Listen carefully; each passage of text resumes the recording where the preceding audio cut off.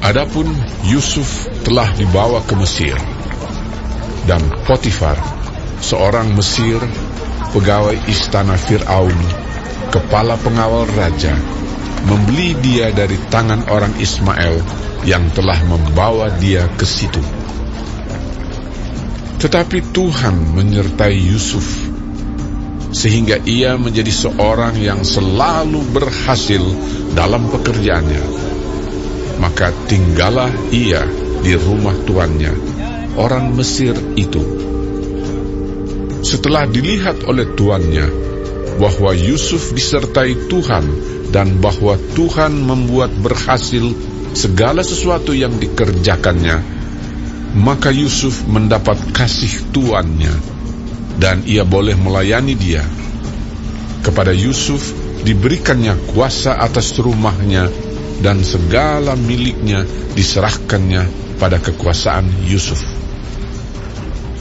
Sejak ia memberikan kuasa dalam rumahnya dan atas segala miliknya kepada Yusuf, Tuhan memberkati rumah orang Mesir itu karena Yusuf, sehingga berkat Tuhan ada atas segala miliknya, baik yang di rumah maupun yang di ladang.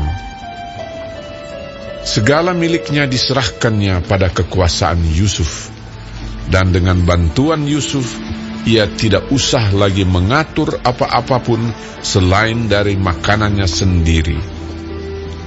Adapun Yusuf itu manis sikapnya dan elok parasnya. Selang beberapa waktu, istri tuannya memandang Yusuf dengan berahi, lalu katanya, "Marilah tidur dengan aku."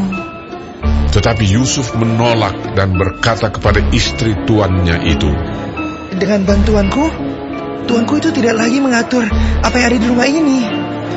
Dan ia telah menyerahkan segala miliknya pada kekuasaanku. Bahkan di rumah ini, ia tidak lebih besar kuasanya daripadaku. Dan tiada yang tidak diserahkannya kepadaku selain daripada engkau, sebab engkau istrinya. Bagaimana mungkin aku melakukan kejahatan yang besar ini dan berbuat dosa terhadap Allah?" Walaupun dari hari ke hari perempuan itu membujuk Yusuf, Yusuf tidak mendengarkan bujukannya itu untuk tidur di sisinya dan bersetubuh dengan dia. Pada suatu hari, masuklah Yusuf ke dalam rumah untuk melakukan pekerjaannya.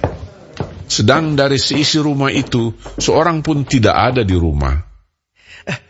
Lalu perempuan itu memegang baju Yusuf sambil berkata, "Marilah tidur dengan aku." Tetapi Yusuf meninggalkan bajunya di tangan perempuan itu dan lari keluar. Ketika dilihat perempuan itu bahwa Yusuf meninggalkan bajunya dalam tangannya dan telah lari keluar, dipanggilnyalah seisi rumah itu, lalu katanya kepada mereka, "Lihat, dibawanya kemari seorang Ibrani, supaya orang ini dapat mempermainkan kita. Orang ini mendekati aku untuk tidur dengan aku. Tetapi aku berteriak-teriak dengan suara keras. Dan ketika didengarnya bahwa aku berteriak sekeras-kerasnya, ditinggalkannya lah bajunya padaku. Lalu ia lari keluar." Juga ditaruhnya baju Yusuf itu di sisinya sampai tuan rumah pulang. Perkataan itu jugalah yang diceritakan perempuan itu kepada Potifar. Katanya, "Hamba orang Ibrani yang kau bawa kemari itu datang kepadaku untuk mempermainkan aku. Tetapi ketika aku berteriak sekeras-kerasnya, ditinggalkannya bajunya padaku. Lalu ia lari keluar." baru saja didengar oleh tuannya perkataan yang diceritakan istrinya kepadanya. "Begini-begitulah aku diperlakukan oleh hambamu itu." Maka bangkitlah amarahnya. Lalu Yusuf ditangkap oleh tuannya dan dimasukkan ke dalam penjara, tempat tahanan-tahanan raja dikurung. Demikianlah Yusuf dipenjarakan di sana. Tetapi Tuhan menyertai Yusuf dan melimpahkan kasih setianya kepadanya, dan membuat Yusuf kesayangan bagi kepala penjara itu. Sebab itu kepala penjara mempercayakan semua tahanan dalam penjara itu kepada Yusuf, dan segala pekerjaan yang harus dilakukan di situ dialah yang mengurusnya.